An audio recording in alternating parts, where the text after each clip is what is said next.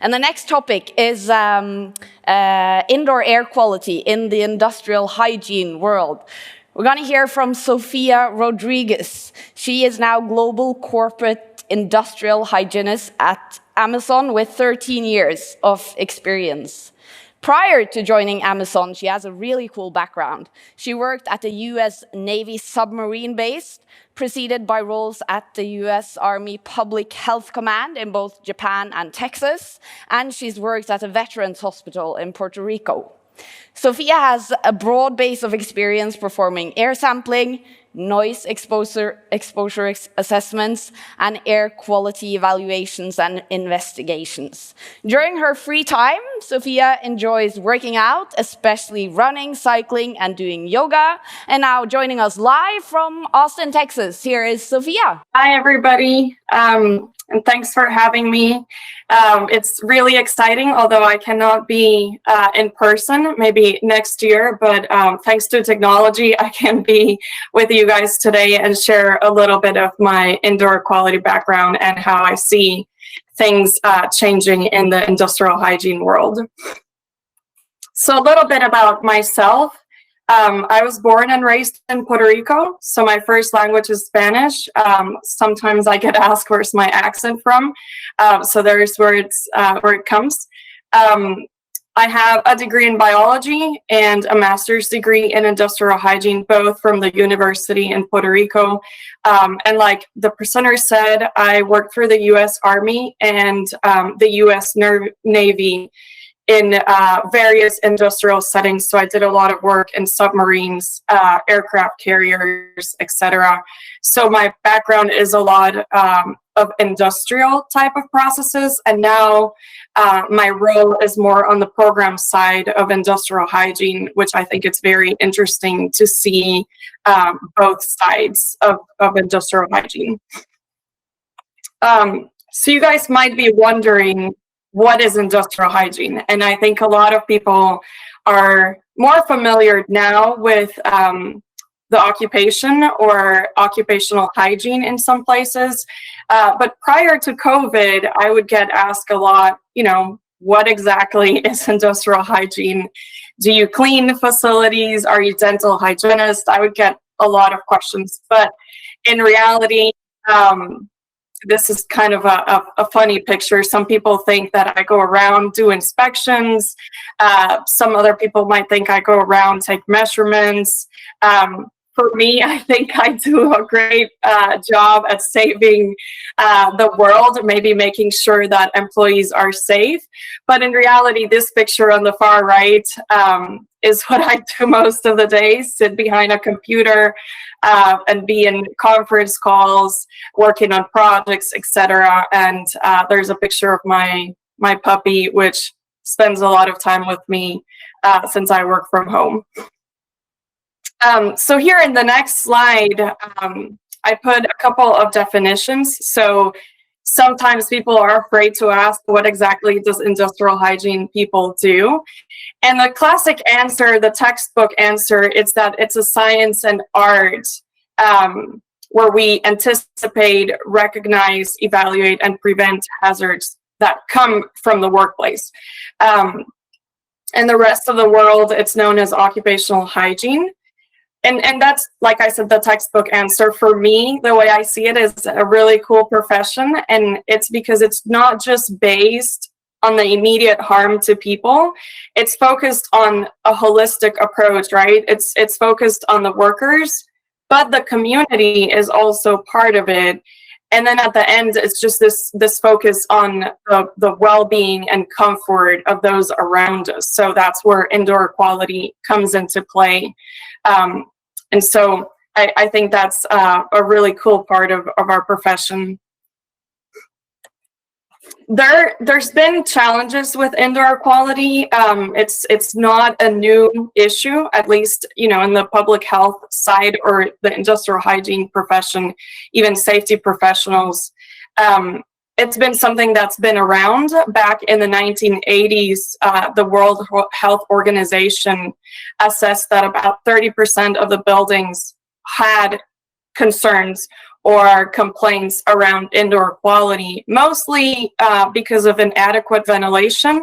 And this comes from the 1970s and buildings really tight for energy consumption. And then buildings were not designed with the right ventilation.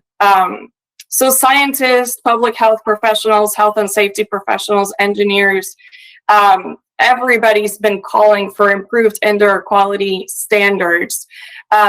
Just because there isn't any, or there weren't too many standards, there weren't really guidelines. So it was kind of vague to where you would go do an indoor quality assessment, and most of the times it would be inconclusive. So the customer would not be happy at the end if you didn't really have answers for them. And what happened was that even for me as an industrial hygienist, whenever I had the request of go do an indoor quality assessment or an inspection, it would be very difficult because I knew ahead of time that maybe I'm not going to find the answers that I'm looking for, and it's going to be very difficult to explain to the customer why.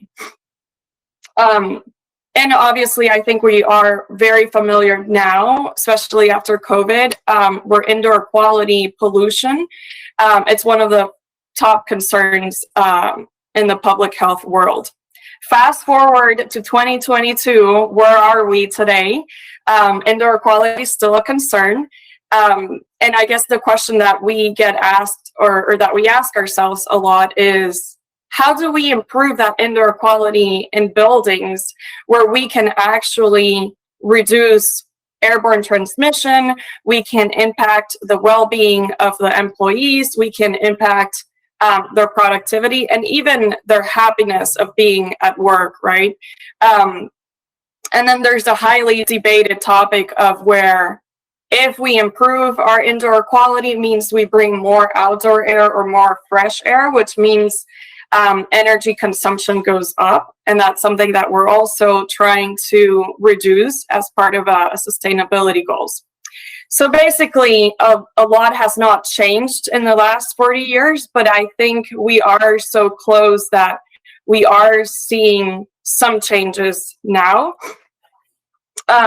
Another issue that we would see with indoor quality assessments, or mainly challenges, right, is that I would go out and assess a building or an office where there was a complaint related to indoor quality, and I would take all the pieces of equipment that I owned, and you only really get one part of the story. You can collect samples, you can do walkthroughs, do visual inspections, but you're really only seeing that building or that room or that office in one period in time. You're not seeing the overall building performance. And usually I would get this response from workers like, oh, you should have been here yesterday because yesterday it smelled really bad, or yesterday there was a lot of particulates in the air, or something like that. And it was frustrating, right? Because it's like, well, I wish I would have known so I could be on site when things are bad. But there was really nothing we could do about it. Obviously had a lot of other projects, so couldn't be in the same facility at once. But today, on the positive side, we have a lot more awareness of what indoor quality is.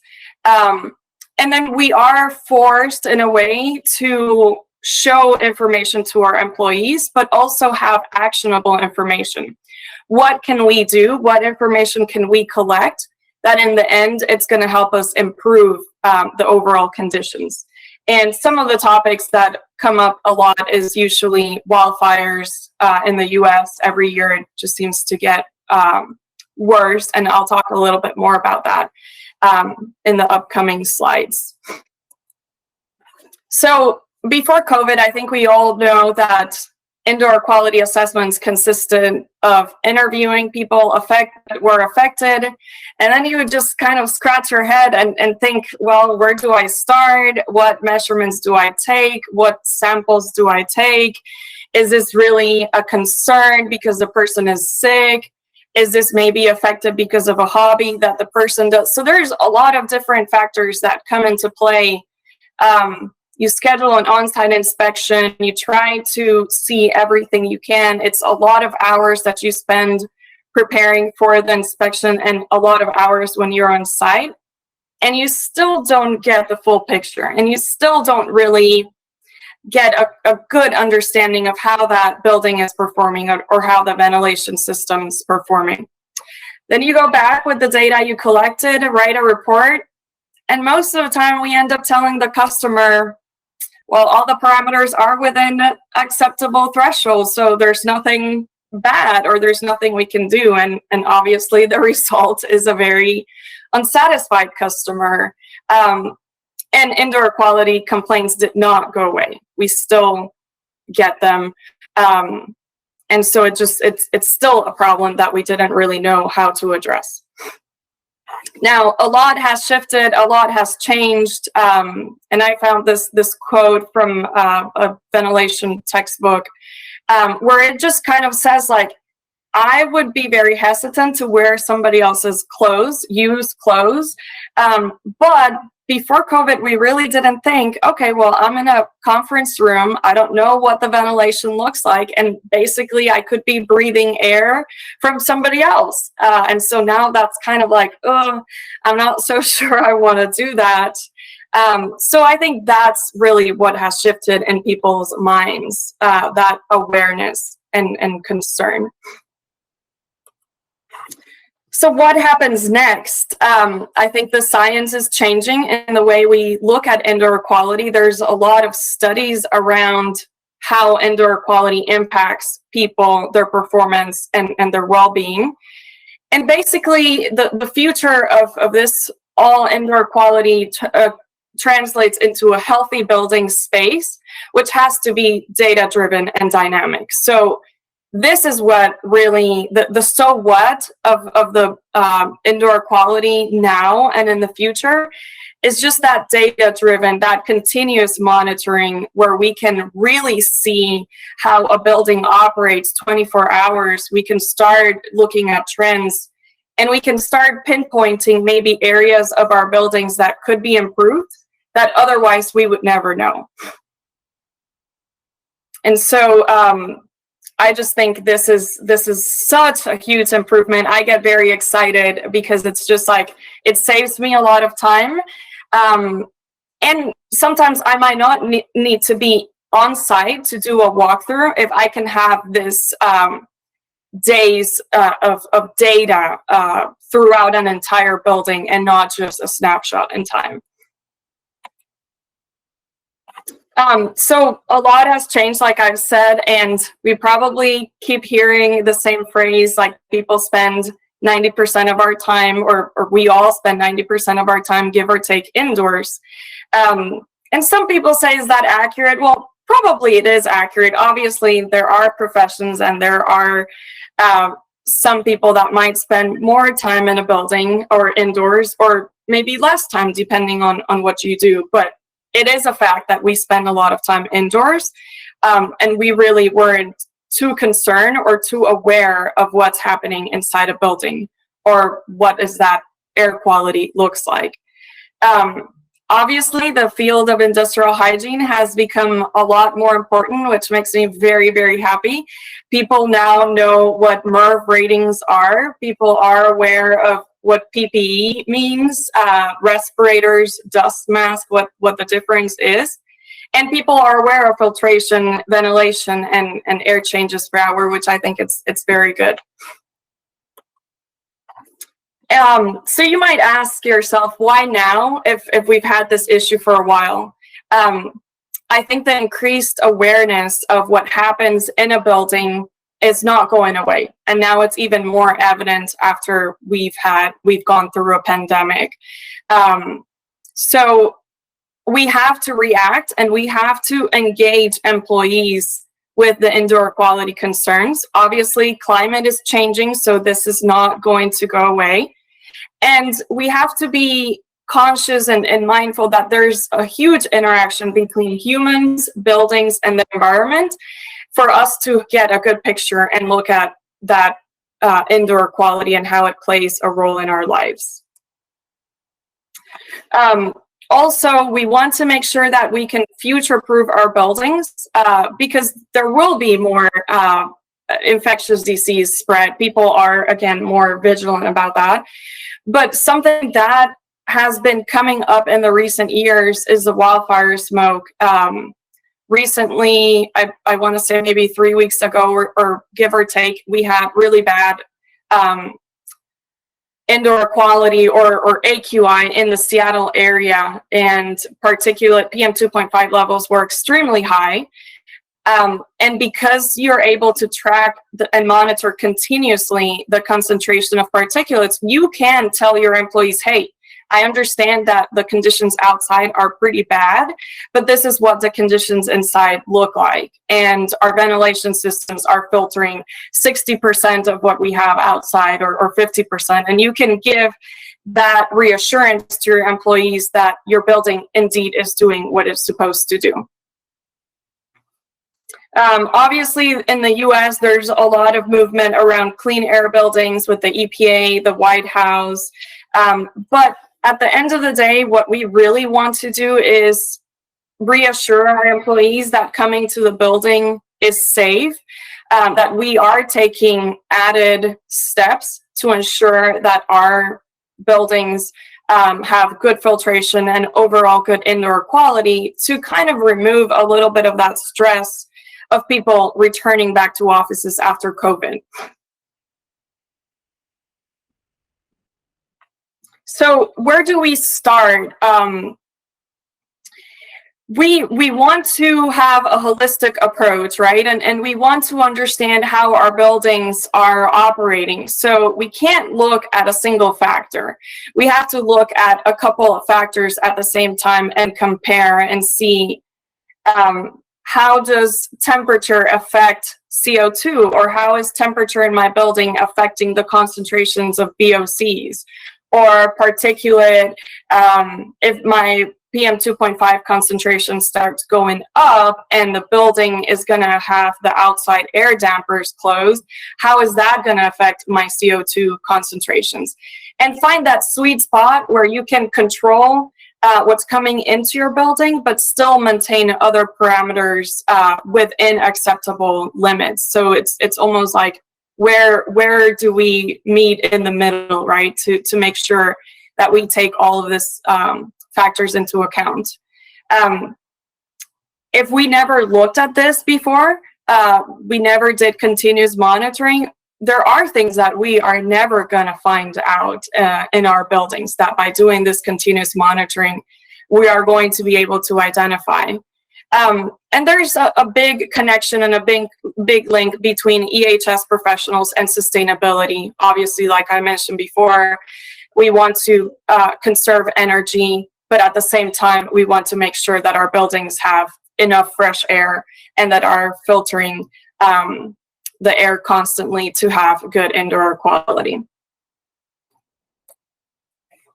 So I guess one of my recommendations here is, I know maybe there's not that many EHS people or other industrial hygienists in the audience, but it's very important for us to get to know who our EHS team is or who our industrial hygienist is. If our company does not have an EHS team or an industrial hygienist, because some cases they don't, there are consulting companies that provide the services, and EHS are the subject matter experts in this space. We get trained, we go to school to learn what's indoor quality. We've known the frustration of doing indoor quality assessments before, and we are so excited of what's coming new, what's going to be in the future. And so we can help bring that so what to the company and bring that value. Like, it's not just, oh, we want to do continuous monitoring, right? We want to show the company why there's a value with doing that. We want to be able to show that data monthly, quarterly, and say, you know, this is how our buildings are operating. And we've been able to control, for example, PM 2.5 during wildfire season because we knew ahead of time and we were able to prepare ourselves for the wildfire season instead of having to be reactive and work backwards. EHS and sustainability, again, we work very closely. There's a big movement right now with energy conservation. So whenever there's indoor quality projects or there's concerns with indoor quality, the sustainability team is one of the most important stakeholders if we're trying to make changes to a ventilation system or how the building filtrates. We obviously have to consult with sustainability team before. One positive thing also is I think EHS, and I speak out of my own experience, we work very closely with health and safety legal teams. So we know what we can do, what we cannot do, how this data affects. If somebody asks for this data, are we forced to share this data? Or because this is not personal data, how do we handle this data? So we already have that sort of relationship with legal and know what they're looking for and what can we do and what we cannot do in our space.